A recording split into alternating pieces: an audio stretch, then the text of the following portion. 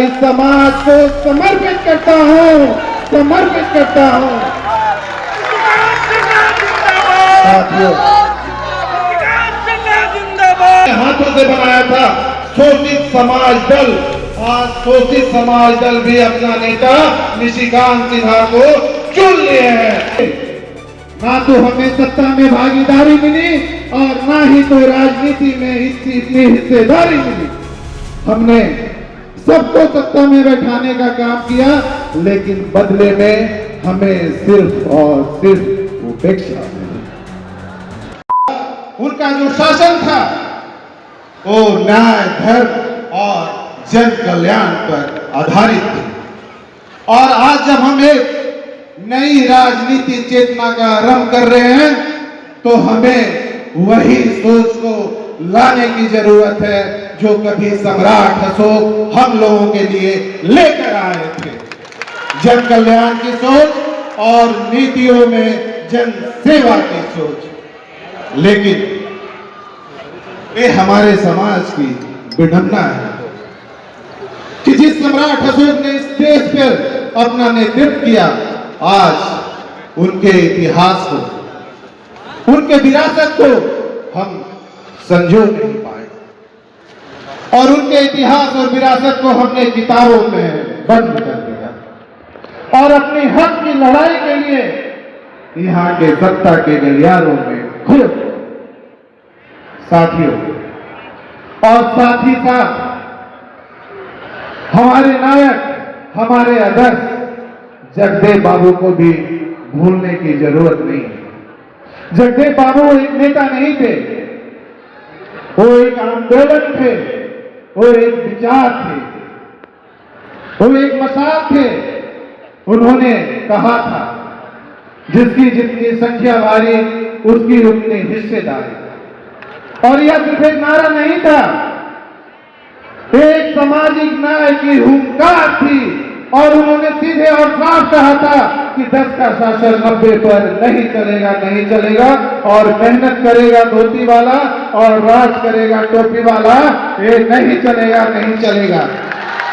साथियों, जब यहाँ के सत्ताधारी जगदेव बाबू की आवाज को दबाने की कोशिश की तो उन्होंने अपने खून को मिट्टी में मिला दिया और हमेशा के लिए शहीद हो गए। लेकिन उनके जो विचारधारा आज भले ही जगदेव बाबू हम लोगों के बीच एक शारीरिक रूप से मौजूद नहीं, लेकिन उनकी जो विचारधारा है आज भी हर गांव में, हर गली में, हर मोहल्ले में, हर किसी के दिल में जिंदा है। और आज फिर से अगर कोई लड़ाई हम लोग लड़ने जा रहे हैं तो जगदेव बाबू का सपना अधूरा नहीं रहना चाहिए, क्योंकि उन्होंने कहा था प्रतिनिधित्व में समानता चाहिए और संसाधनों में हिस्सेदारी चाहिए। और हमारे जगदेव बाबू की सच्ची श्रद्धांजलि तभी होगी जब हम उनके पद चिन्हों पर चलने का काम करेंगे, क्योंकि उन्होंने ही हम लोगों को हक की परिभाषा सिखाई थी। और अगर हमें सत्ता में आना है और हमें अपनी हिस्सेदारी की लड़ाई लड़ना है तो हमें सम्राट अशोक और जगदेव बाबू दोनों के पद चिन्हों पे चलने की जरूरत है। साथियों, एक सवाल वर्षों से मेरे सीने में दबी है और मेरी आत्मा मुझसे सवाल करती है कि क्या हमारे समाज को वो हक और हिस्सेदारी मिली जिसके हम हकदार थे? साथियों, तो इसका जवाब आप सभी को पता है। हमने सबको सत्ता में बैठाने का काम किया, हमारे हाथों ने सबके सपने को आकार दिया, लेकिन यहाँ के सत्ताधारियों हमेशा हमें विकास से दूर रखने का काम किया। चुनाव आए, वादे हुए, वादा किया गया तुम्हें तुम्हारा हिस्सेदारी मिलेगा, लेकिन चुनाव आए और उनके वादे टूटे। ना तो हमें सत्ता में भागीदारी मिली और ना ही तो राजनीति में इतनी हिस्सेदारी मिली। हमने सबको सत्ता में बैठाने का काम किया, लेकिन बदले में हमें सिर्फ और सिर्फ उपेक्षा मिली। साथियों, हमने सबके लिए अपना बलिदान दिया, खून दिया, समर्थन दिया, अपना वोट दिया, लेकिन उसके बदले में हमारे समाज के भाइयों की हत्या की गई, हमारे समाज की आवाजों को कुचला गया। अब बस, अब और नहीं, अब कुशवाहा समाज ना गूंगा रहेगा, ना गूंगी राजनीति में मोहरा बनेगा। साथियों, मैं निशिकांत सिन्हा, आपका बेटा, आपका भाई, आपका दोस्त, आपका सिपाही, मैं कोई नेता बनने नहीं आया। मैं सिर्फ और सिर्फ आपकी आवाज बनने आया हूं, आपका आत्मसम्मान बनने आया हूं, आपका प्रतिकार बनने आया हूं। और साथियों, मैं यहां कोई राजनीति समझौता करने नहीं आया हूं। मैं यहां कोई राजनीति समझौता करने नहीं आया हूं। मैं आपके हक और हिस्सेदारी की लड़ाई लड़ने आया हूं, आपका सम्मान को दिलाने आया हूं।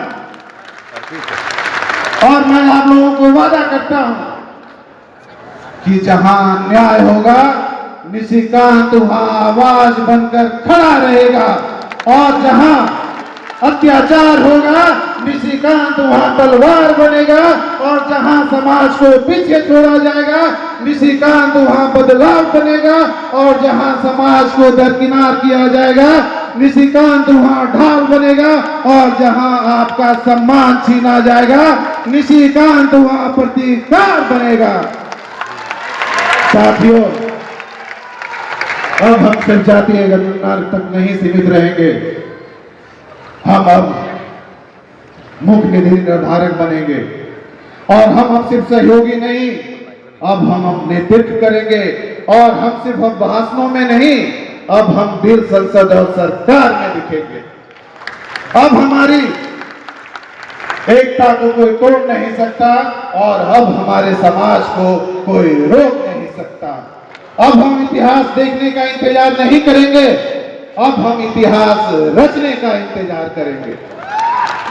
और आपका बेटा, आपका भाई, आपका सिपाही आप लोगों से वादा करता है, और मैं एक संकल्प लेता हूं कि मैं अपने समाज के लिए, मैं अपनी शक्ति, मैं अपना नेतृत्व और मैं अपना भविष्य इस समाज को देने के लिए अपना जिस्म का, खून का एक एक कतरा इस समाज को समर्पित करता हूं, समर्पित करता हूं। साथियों,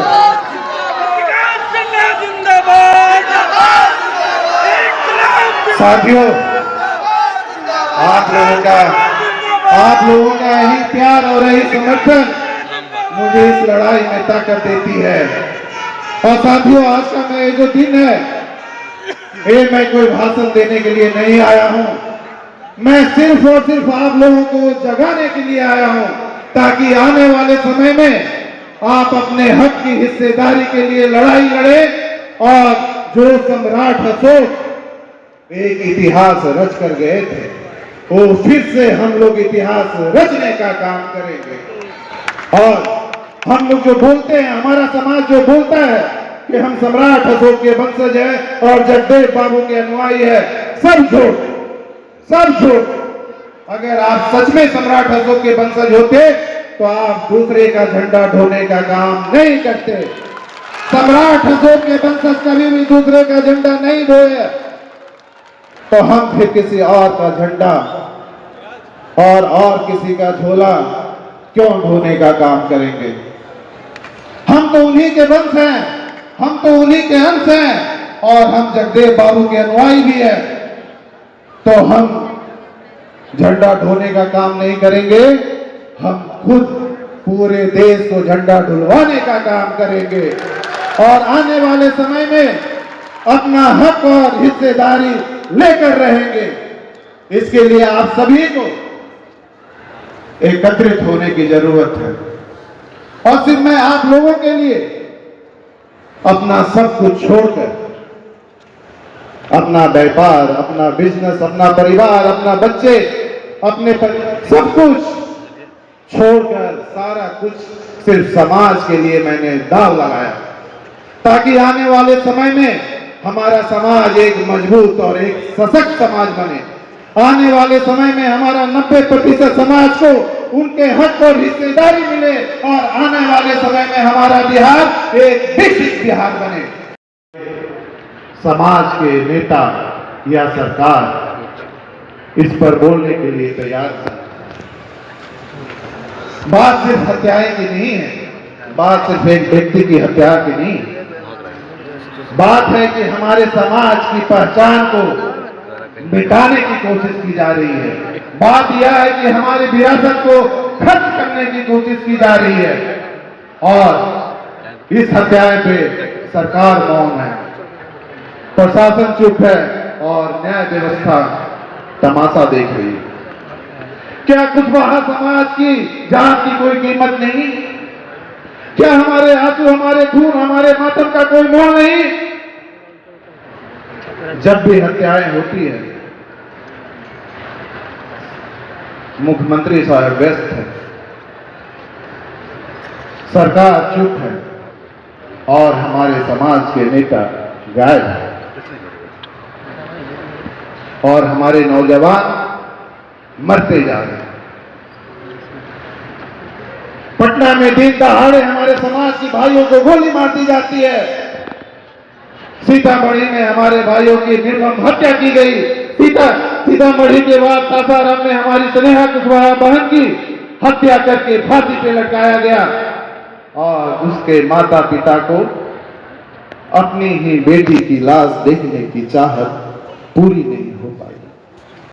आप लोगों का आदेश को पालन करते हुए मैं आप लोगों को बताना चाहता हूं कि मैं एक नई पार्टी की घोषणा कुछ ही समय में एक नए जगह पे, और मैं आप लोगों को एक और बड़ी बात बताने जा रहा हूं कि लड़ाई जब पूरे बिहार की है तो बिहार की 10 सबसे बड़ी पार्टी हमारे साथ आकर इस लड़ाई को लड़ने के लिए तैयार है